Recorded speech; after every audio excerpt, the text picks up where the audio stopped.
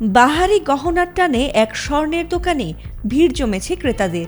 বিক্রেতারাও যেন বেশ ব্যস্ততায় দিন পার করছিলেন। ঠিক সেই মুহূর্তে গহনা কিনতে দোকানে হাজির হয়েছিলেন দুই নারী। এমনকি নিজেদের জন্য স্বর্ণের আংটি দেখছিলেন তারা। কিন্তু বিক্রেতার অলক্ষ্যে এক অভিনব কায়দায় হাত সাফাই করেছেন ক্রেতা সেজে আসা সেই দুই নারী। আর এমন ভিডিওই সম্প্রতি নতুন করে ভাইরাল হয়েছে সামাজিক মাধ্যমে।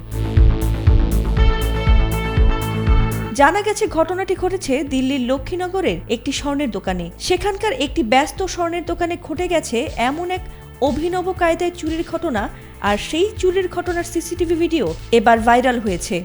সিসিটিভি ফুটেজে দেখা গেছে দুই নারী ক্রেতার সাজে দোকানের ভেতরে ঢুকেছেন। দোকানটির এক নারী কর্মী ধীরে ধীরে একটি আংটির বাক্স তাদের সামনে খুলে ধরে। আর ওই দুই নারীও সবাইকে দেখিয়ে দেখিয়ে নিজেদের জন্য আংটি বাছতে থাকেন।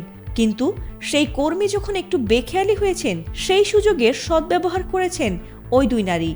দোকানের ওই নারী কর্মী অন্যদিকে একটু মনোযোগ দিতে না দিতে এক নারী আসল সোনার আংটি তুলে নেন আর সঙ্গে সঙ্গে সেই জায়গায় রেখে দেন একটি নকল আংটি। আর পুরো ঘটনাটি ঘটে মাত্র কয়েক সেকেন্ডের মধ্যেই। এরপর চুরি করা আংটিটি পাশে বসা আরেক নারীর হাতে গোপনে তিনি দিয়ে দেন।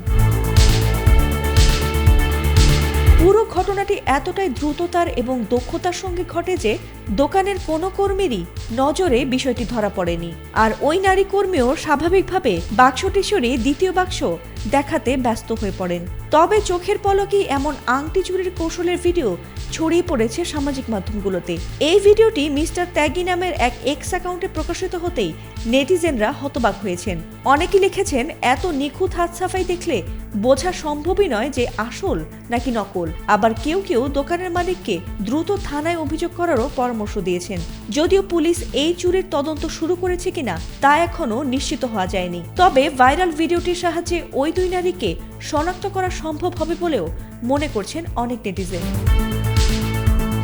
ফাতিমা সুলতানা, এটিএন বাংলা।